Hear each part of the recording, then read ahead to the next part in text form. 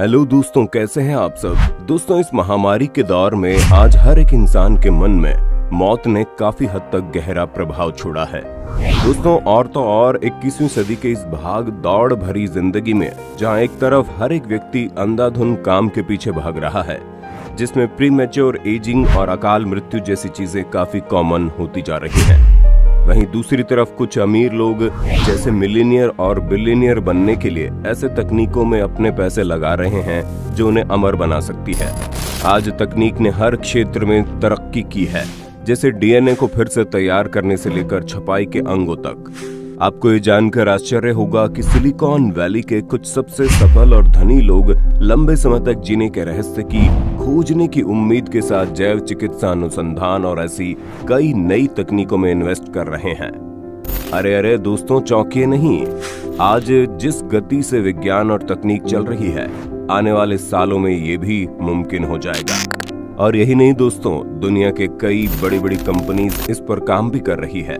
और आज के इस वीडियो में हम आपको ऐसे ही कुछ कंपनीज और उनके कुछ तकनीकों के बारे में बताने जा रहे हैं, जिसे सुनकर आपके होश उड़ जाएंगे। तो दोस्तों, बने रहिए हमारे साथ इस वीडियो के अंत तक, क्योंकि जैसे जैसे ये वीडियो आगे बढ़ेगी आप सब शॉक्ड होते जाएंगे।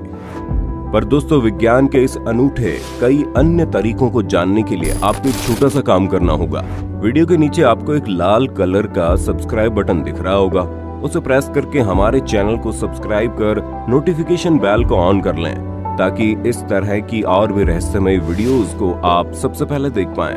तो चलिए दोस्तों, शुरू करते हैं बिना किसी देरी के आज का ये वीडियो। दोस्तों, इंसानों को कहीं ज्यादा वर्षों तक जिंदा रखने के लिए काम करने वाली एक ऐसी ही कंपनी है नेक्टोम, जिसे 2015 में बनाया गया था।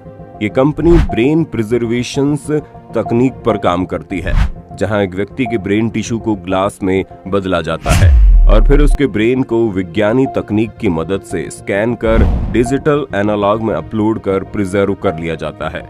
और आगे सुनिए, इस कंपनी को यूएस नेशनल हेल्थ केयर की ओर से $9,600 की राशि भी दी गई है।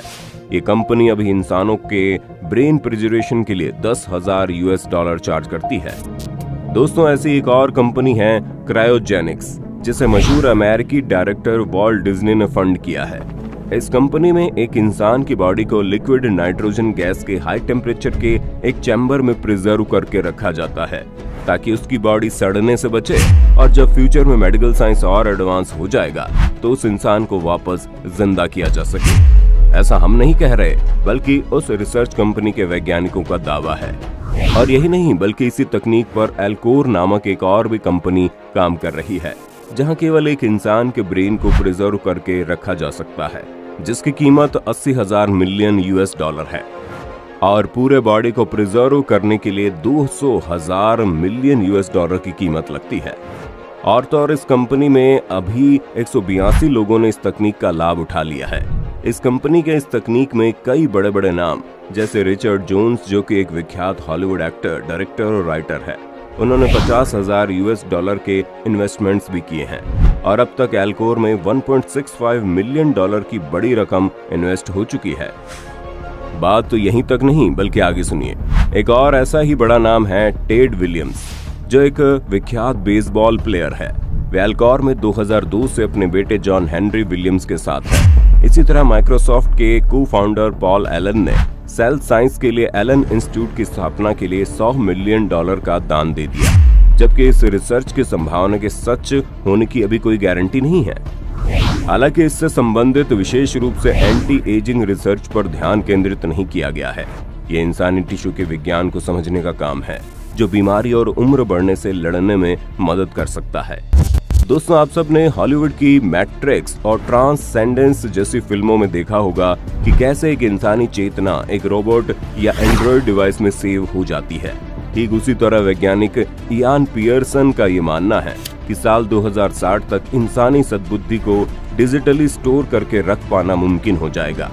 आपको क्या लगता है, ऐसा मुमकिन है? हमें कमेंट करके बताइएगा जरूर। और आश्चर्य की बात है कि इंसानी सद्बुद्धि को डिजिटली स्टोर कर लेने के बाद इंसान के जीने की उम्र भी बढ़ जाएगी और उसकी रोग क्षमता भी घट जाएगी और इंसान के मरने के आसार कम होते चले जाएंगे। इस तकनीक में बिल्कुल इस साई-फाई फिल्म की तरह उस इंसानी चेतना को डिजिटली प्रिजर्व कर एक वर्चुअल दुनिया में अपलोड कर दिया जाएगा। दोस्तों अब चलते हैं कुछ ऐसे तकनीक की ओर जिसमें इंसानी हीमोग्लोबिन और प्लाज्मा की मदद से इंसानों को मरने के बाद भी जिंदा रखा जा सकता है। और दोस्तों आपको बता दें, यह तकनीक अमेरिकी फिल्म ड्रैकुला से ली गई है, जिसमें एक बूढ़े व्यक्ति में किसी नौजवान इंसान जैसी उम्र 16 से 25 है। दावा ये किया जाता है कि उस इंसान के वाइटल फ्लूइड को उस बूढ़े व्यक्ति में ट्रांसफ्यूज किया गया है। रिपोर्ट्स के अनुसार इन यंग हीमोग्लोबिन के फ्लूइड में रेविटलाइजिंग इफेक्ट होता है, जो उस बूढ़े व्यक्ति के डेड और अनस्टेबलाइज्ड सेल्स को फिर से ठीक कर देता है। हालांकि यूएन के कुछ रिपोर्ट्स ने उस तकनीक को इंसानी जाति के लिए जानलेवा भी बताया है। इस तकनीक में पीटर थियल जैसे बिलियनियर ने भी अपना इन्वेस्टमेंट किया है। दोस्तों एम्ब्रोसिया नामक एक कंपनी इस तकनीक पर 2016 से काम कर रही है और $8,000 की कीमत पर हीमोग्लोबिन ट्रांसफ्यूजन और बाद में 2 लीटर प्लाज्मा ट्रांसफ्यूजन के लिए $12,000 चार्ज करती है। और इसकी मांग को देखते हुए 2018 में यंग ब्लड इंस्टीट्यूट एक ट्रांसफ्यूजन ट्रायल के लिए $2,85,000 चार्ज करने लगेगी। दोस्तों इन सब तकनीकों में से सबसे प्रभावशाली तकनीक स्टेम सेल थेरेपी मानी जाती है। जी हाँ दोस्तों, स्टेम सेल्स यानी कि वो सेल्स जो खुद को रीजनरेट करने की शक्ति रखती है और डैमेज सेल्स और टिश्यू को भी ठीक कर सकती है। इस तकनीक का उपयोग ज्यादातर एथलीट और स्पोर्ट्स पर्सन करते हैं जिन्हें काफी गहरी और लंबी इंजरी होती है। इसी तरह मशहूर रेसलर रोमन स्टीरियो ने स्टेम सेल थेरेपी करवाई है ताकि वे लंबे समय तक लड़ पाएं और गहरी चोट लगने पर भी स्वस्थ रहें। दोस्तों कई साइंटिस्ट और डॉक्टर्स एम्ब्रोनिक सेल्स को अमर सेल्स भी कहते हैं।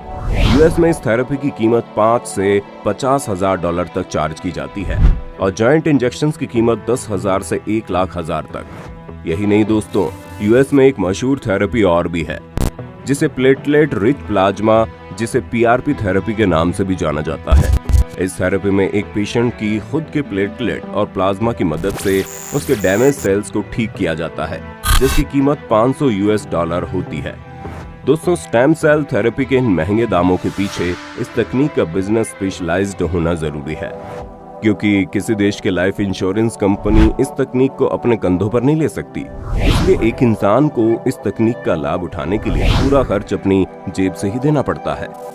दोस्तों आज दुनिया भर में ऐसी कई कंपनियां हैं जो एंटी एजिंग तकनीक और अमरत्व जैसी तकनीक को इंसानी जाति में लाने के लिए दिन रात काम कर रही है और इन कंपनियों को सहारा दिया है दुनिया के कुछ बड़े बड़े रईस और सफल बिलियनियर और मिलियनियर कंपनियों ने।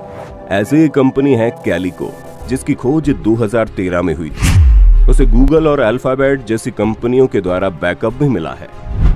फार्मास्यूटिकल्स कंपनी अबवे के साथ मिलकर कैलिको कंपनी ने $1.5 बिलियन का इन्वेस्टमेंट अपने शोध में लगाया है।